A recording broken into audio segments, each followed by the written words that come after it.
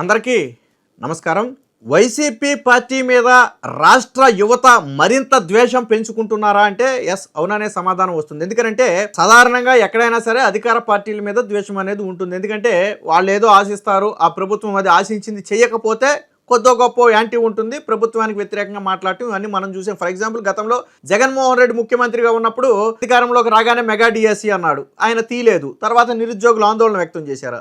అలాగే తర్వాత ఉపాధ్యాయులకు సంబంధించినటువంటి అనేక సమస్యల విషయంలో గళమెత్తారు. సో ప్రభుత్వం మీద యాంటీ అనేది ఉంటుంది సాధారణంగా. కానీ ఇక్కడ విచిత్రం ఏంటంటే దేశ చరిత్రలోనే ఫస్ట్ టైం, నాకు తెలిసి మన భారతదేశ చరిత్రలోనే తొలిసారిగా ఒక ప్రభుత్వ ఉద్యోగులు ప్రతిపక్షం మీద తిరగబట్టం అనేది రాష్ట్ర చరిత్రలోనే ఫస్ట్ టైం. నాకు తెలిసి రాష్ట్ర చరిత్రగా దేశ చరిత్రలోనే ఫస్ట్ టైం ప్రభుత్వ ఉద్యోగులు ప్రతిపక్షం మీద తిరగబడటం, ప్రతిపక్షం చేసే ఆరోపణలను ప్రభుత్వ ఉద్యోగులు ఖండించడం, ప్రభుత్వం కాదు ప్రభుత్వ ఉద్యోగులు ఖండించడం, స్వచ్ఛందంగా వాళ్లే నిరసన వ్యక్తం చేయడం అనేది బహుశా దేశ చరిత్రలోనే మొదటిసారి చూస్తున్నాం మనం.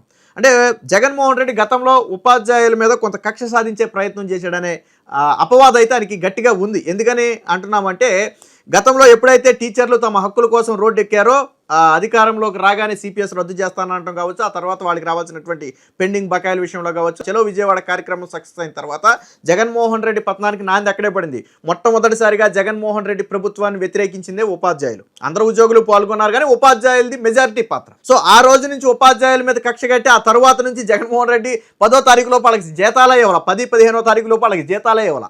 తర్వాత అదే ఉపాధ్యాయులను కక్ష కట్టి వాళ్ళు ఎన్నికల్లో పనిచేస్తే ఎక్కడ జగన్మోహన్ రెడ్డికి యాంటీగా పనిచేస్తారని చెప్పి ఒక జీవో కూడా తీసుకొచ్చాడు. ఏమని, వీళ్ళు పాఠాలు చెప్పడానికే తప్ప వేరే పనులు చేయకూడదు అని చెప్పి. సో ఇలాంటి ప్రయత్నాలన్నీ జగన్మోహన్ రెడ్డి హయాంలో జరిగాయి. బట్ ఉపాధ్యాయులందరూ కూడా మూకుమ్మడిగా మన కూటమికి ఓటేశారు.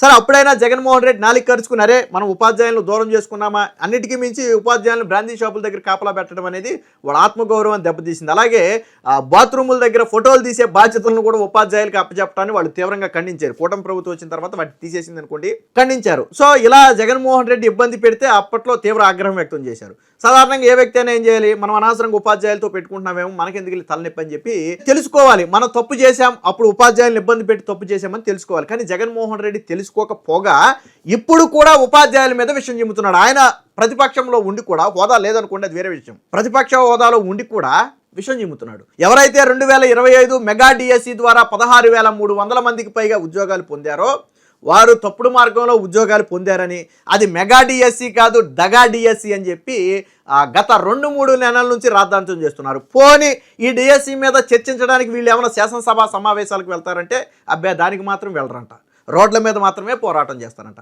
దీని మీద ఉపాధ్యాయులు 2-3 నెలల నుంచి ఎవరైతే మొన్న నూతనంగా ఉపాధ్యాయులకు ఎన్నికయ్యారో వారికి కూడా విరక్తి వచ్చింది. ఎందుకంటే ఒక వ్యక్తి కష్టపడి చదివి ఉద్యోగం రాత్రనక పగలనక కష్టపడి చదివి తినక కోచింగ్ ఇన్స్టిట్యూట్లలో నానా తిప్పలు పడి ఉద్యోగం సంపాదించిన తర్వాత నువ్వు తప్పుడు మార్గంలో ఉద్యోగం సంపాదించావు అని అంటే వాళ్ళకి ఎక్కడో కాలుతుంది. అలా కాలిన ఉపాధ్యాయులందరూ కూడా ఆదివారం నాడు ఒక మహాధర్నా రూపంలో అంటే ఒక రకంగా ఆత్మగౌరవ ర్యాలీ పేరుతో జగన్మోహన్ రెడ్డికి యాంటీగా వాళ్ళు ఉద్యమించారు. 4 జిల్లాలకు చెందినటువంటి ప్రకాశం, కృష్ణా, ఈస్ట్, వెస్ట్ 4 ఉమ్మడి జిల్లాలకు చెందినటువంటి ఎవరైతే కొత్తగా వచ్చినటువంటి టీచర్లు ఉన్నారో వాళ్ళందరూ కూడా వేల సంఖ్యలో ఈరోజు ధర్నా అయితే చేయడం జరిగింది.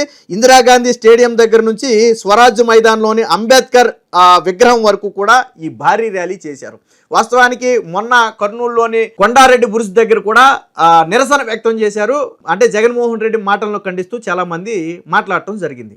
ఇప్పుడు మళ్ళీ తాజాగా 4 ఉమ్మడి జిల్లాలకు చెందినటువంటి ఎవరైతే డిఎస్సి కొట్టినటువంటి అభ్యర్థులు ఉన్నారో వాళ్ళు మళ్ళీ జగన్మోహన్ రెడ్డి మీద ఉద్యమం చేపట్టారు. వాళ్ళు ఒకటే చెప్పారు, నిన్న మాకు పాఠాలు చెప్పడం వచ్చు, గుణపాఠాలు చెప్పడం వచ్చు, 2 వచ్చు. వాస్తవానికి మాకు రాజకీయాలతో సంబంధం లేదు, రాజకీయాలకు మేము అతీతంగా ఉంటాం. ఎందుకంటే కష్టపడ్డాం, చదువుకున్నాం, తర్వాత ఉద్యోగం వచ్చింది, ఇక నుంచి విద్యార్థులకు విద్యాబుద్ధులు నేర్పడం మీదే మా దృష్టి ఉండాలి. కానీ మా కష్టాన్ని తక్కువ చేస్తూ, మా కష్టాన్ని చులకన చేస్తూ పదే పదే దగా అని చెప్పి మీరు మాట్లాడుతున్నటువంటి మాటలు మా ఆత్మగౌరవాన్ని దెబ్బతీసేలాగా ఉన్నాయి.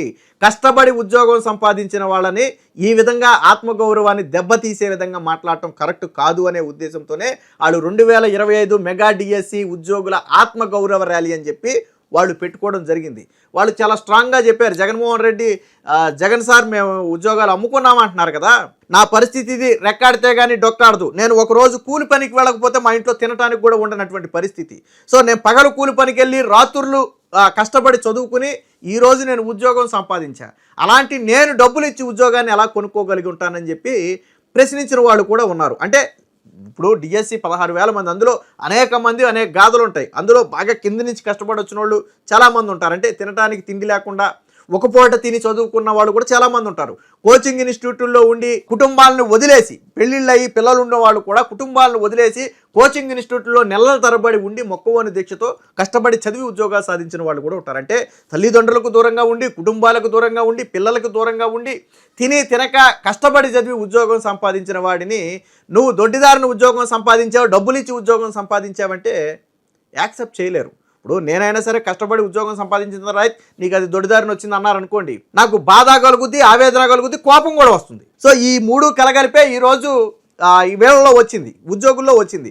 సో వాళ్ళే జగన్మోహన్ రెడ్డి మీద అయితే తిరగబడటం. అదే అంటున్నా నేను, దేశ చరిత్రలోనే ఇప్పుడు కూటమి ప్రభుత్వం మీద తిరగబడ్డారనుకోండి, అదొక దారి. ఇదిగో మాకు ఈ సమస్యలు ఉన్నాయి, ఈ సమస్యలు ఉన్నాయని తిరగబడితే అదొక దారి.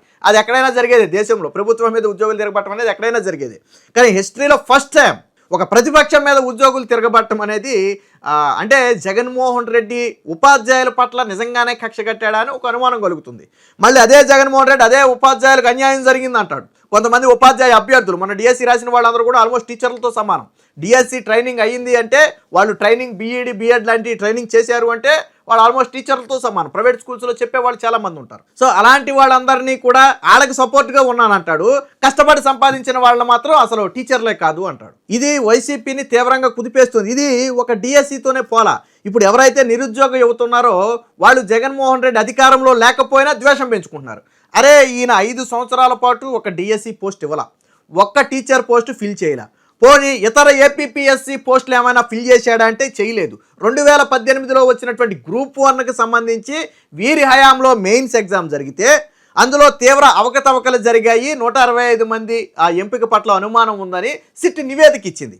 వీళ్ళ హయాంలో జరిగిన ఏకైక ఏపీపీఎస్సీ ఎగ్జామ్ ఆ గ్రూప్ 1 ఒకటే. అది కూడా నోటిఫికేషన్ 2018, అంటే గతంలో చంద్రబాబు గారు ఇచ్చిన నోటిఫికేషన్. బట్ మెయిన్స్ ఎగ్జామ్ మాత్రం జగన్మోహన్ రెడ్డి పెట్టాడు. సో వీళ్ళ హయాంలో ఒక ఏపీపీఎస్సీ ఎగ్జామ్ ఫిల్ చేయలేదు నోటిఫికేషన్ ఇచ్చి, ఒక డిఎస్సి ఎగ్జామ్ ఫిల్ చేయలేదు. సో ఒక కానిస్టేబుల్ కూడా ఈయన హయాంలో జరిగితే తర్వాత పోస్టింగ్ కూటమి వచ్చిన తర్వాత ఇచ్చింది నోటిఫికేషన్ బట్టి ఆయన తీసాడు అనుకున్నది వేరే విషయం. సో మరి ఈయన అంటే ఈయన ఏదన్నా ఒక 20,000 30,000 ఉపాధ్యాయ పోస్టులో లేదా మొత్తం మీద ఒక 30-40 వేల ప్రభుత్వ ఉద్యోగాలు తీసి, అంటే గ్రామ వార్డు సెక్రటరేట్ ఉద్యోగాలు ఇందులో కలపకండి, ఆయన ఇవి కాకుండానే 2.5 లక్షలు ఏపీపీఎస్సీ ద్వారా భర్తీ చేస్తానని మేనిఫెస్టోలో పెట్టాడు. మీరు చూడండి, ఏపీపీఎస్సీ గ్రామ వార్డు సచివాలయ ఉద్యోగాలు ఏపీపీఎస్సీ ద్వారా భర్తీ చేసింది కాదు, పెట్టాడు ఆయన, చేయలేదు. మరి సాధారణంగా ప్రతి జనవరి 1న ఉద్యోగ క్యాలెండర్ అన్నాడు, అది కూడా ఇవ్వకపోయా. 5 జనవరి 1లో అయిపోయాయి తప్ప ఉద్యోగ క్యాలెండర్ మాత్రం రాలా. జగన్మోహన్ రెడ్డి ఇవ్వక 3 ఏళ్ల తర్వాత ఒక ఉద్యోగ క్యాలెండర్ ఇస్తే అందులో ఒక్క పోస్టును కూడా భర్తీ చేయలే. అంటే నోటిఫికేషన్ ఇచ్చి భర్తీ చేయలే, ఆయన దిగిపోయేదాకా చేయలే. అంటే దగా చేసింది ఎవరు? దగా డిఎస్సి చేసింది ఎవరు? మెగా డిఎస్సి అని చెప్పి దగా చేసింది ఎవరు? జగన్మోహన్ రెడ్డి.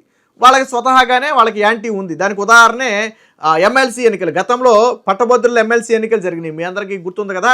సో అప్పుడు ఎమ్మెల్సీ ఎన్నికల్లో ఏకతీర్పు ఇచ్చారు. జగన్మోహన్ రెడ్డి సీఎంగా ఉన్నప్పుడే పట్టభద్రుల ఎన్నికల్లో యువత ఓడించారు. అప్పుడే ఒక హింట్ ఇచ్చారు, యువత జగన్మోహన్ రెడ్డికి యాంటీగా ఉన్నారనే హింట్ అప్పుడే వచ్చింది. బట్ జగన్మోహన్ రెడ్డి లైట్ తీసుకున్నాడు అప్పట్లో. ఇప్పుడు మళ్ళీ యువత ఏమనుకుంటారంటే, అరే ఈయన ఒక పోస్టు తీయలేదు సరి కదా, తీసిన వాళ్ళ మీద విమర్శలు చేసి మళ్ళీ ల్యాగ్ చేస్తున్నాడని చెప్పి యువత మరింత అసహనం వ్యక్తం చేస్తున్నారు. అంటే జన్జీ పూర్తిగా జగన్మోహన్ రెడ్డిని వ్యతిరేకించే పరిస్థితి జగన్మోహన్ రెడ్డి తెచ్చుకుంటున్నాడు. ఇప్పుడు డిఎస్సిలో అవకతవకలు జరిగాయి, స్కామ్ జరిగింది, లీక్ జరిగింది అంటానికి ఆధారాలు లేవు. వీళ్ళు కొన్ని అనుమానాలు ఉన్నాయి, హారిజంటల్ రిజర్వేషన్ పట్ల వచ్చినటువంటి ఇబ్బందుల వల్ల వాళ్ళు నష్టం జరిగిందని భావించారు, కోర్టుకు వెళ్ళారు. 335 పిటిషన్లు కోర్టులో ఉన్నాయి. సో కోర్టు విల్ డిసైడ్, అంటే ఒకవేళ తప్పు జరిగిందా లేదా అనేది కోర్టు డిసైడ్ చేస్తుంది. ఇప్పటి వరకు కోర్టు ఎక్కడా కూడా డిఎస్సి మీద ఒక ఆరోపణ చేయలే. ఈ 335 పిటిషన్లో ఎక్కడా కూడా ప్రభుత్వం సైడ్ నుంచి తప్పు ఉన్నట్టుగా ఒక మాట కూడా చెప్పలా. అలాగే వీళ్ళు డిఎస్సి మీద జరిగినటువంటి అవకతవకలు జరిగాయని చెప్పి ఏదైతే ఒక పిల్ దాఖలు చేశారో, మొదటిసారిగా దాఖలు చేసిన పిల్లు క్షమాపణ చెప్పి వీళ్ళే వెనక్కి తీసుకున్నారు కోర్టు హెచ్చరిస్తే. రెండవసారి దాఖలు చేసిన పిల్లికి అసలు విచారణ అర్హత ఉందో లేదో మేము తేలుస్తామని చెప్పి కోర్టు చెప్పింది. దానికి 2-3 వారాలు టైం కూడా పెట్టింది, ఇంకొక వారంలో అది కూడా రాబోతుంది. అంటే కోర్టుల్లో తేల్చలేకపోయారు, ఆధారాలు చూపలేకపోయారు. కానీ కష్టపడి ఉద్యోగం సాధించిన వాళ్ళని విమర్శిస్తే మాత్రం వాళ్ళు ర్యాలీగా వచ్చారు. మీరు ఒకసారి విజువల్స్లో చూడండి ఎంత పెద్ద ఎత్తున ర్యాలీగా తరలి వచ్చారనేది. అంటే వాళ్ళలో ఎంత కసి పట్టుదల ఉంటే అంత పెద్ద ఎత్తున భారీగా తరలి వచ్చారో మీరు ఒకసారి ఆ విజువల్స్లో చూడండి, చాలా స్పష్టంగా కనపడుతుంది. సో ఎక్కడా కూడా రాజకీయ నినాదాలు కూడా ఎక్కడా వీళ్ళు చేయలే. ఎందుకంటే వాళ్ళు మొదటి నుంచి చెప్పేది అదే, మాకు రాజకీయాలతో సంబంధం లేదు. సో అంత పెద్ద ఎత్తున కదలి వచ్చారు అంటే అది మరికొంతమందిలో యాంటీని క్రియేట్ చేస్తుంది. ఎందుకంటే ఇక్కడ నిన్నటి వరకు నిరుద్యోగులు నేడు ఉద్యోగులుగా మారారు. సో రేపు కొంతమంది నిరుద్యోగులు మరి కొంతమంది ఉద్యోగులుగా మారుతారు. మళ్ళీ డిసెంబర్లో డిఎస్సి ఉంది. కానీ జగన్మోహన్ రెడ్డి మాత్రం అసలు డిఎస్సినే తప్పు అంటాడు, దగా డిఎస్సి అంటాడు. కానీ దగా చేసింది ఎవరు? యువతను అడిగితే చెప్తారు. సో ఇది అంటే వైసీపీ చేస్తున్నటువంటి చేష్టలే వైసీపీ పార్టీని ముంచబోతున్నాయి.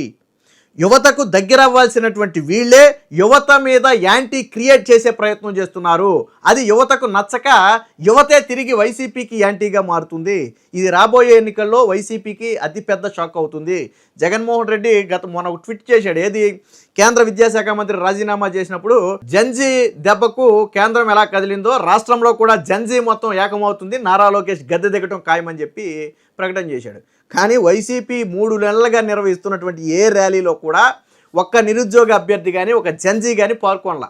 అందుకని ఏం చేశారు? వీళ్ళు వలస కూలీల్ని, ఇంటర్మీడియట్ విద్యార్థుల్ని, వైసీపీ నాయకుల్ని పెట్టుకుని వీళ్ళు కాలం గడుపుకున్నారు. అంటే జగన్మోహన్ రెడ్డి చేస్తున్నటువంటి చేష్టలే ఈరోజు వాళ్ళ మీద యాంటీ క్రియేట్ చేయడానికైతే కారణమవుతుంది. ఇక్కడ వాళ్ళు కొంతమంది కొన్ని వ్యాఖ్యలు కూడా చేశారు. ఎవరైతే ఉపాధ్యాయులు ర్యాలీ చేశారో వాళ్ళు కొన్ని వ్యాఖ్యలు చేశారు.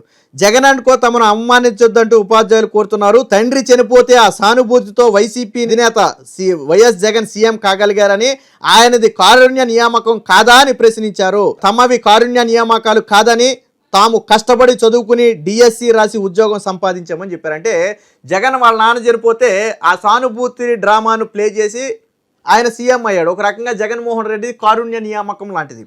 కానీ మాకు అలా కారుణ్య నియామకంతో వచ్చినటువంటి పోస్టులు కాదు మావి, మా అంతటా మేము కష్టపడి చదువుకుని తెచ్చుకున్నటువంటి పోస్టులు ఇవి అని చెప్పి ఒక ఆసక్తికర కామెంట్ కూడా జగన్మోహన్ రెడ్డి మీద అయితే చేయడం జరిగింది. మొత్తంగా జగన్మోహన్ రెడ్డి విధానాలే ఈరోజు జగన్ మీద ఆగ్రహం పెంచుకోవడానికి కారణమవుతున్నాయి అని టాక్ అయితే నడుస్తుంది.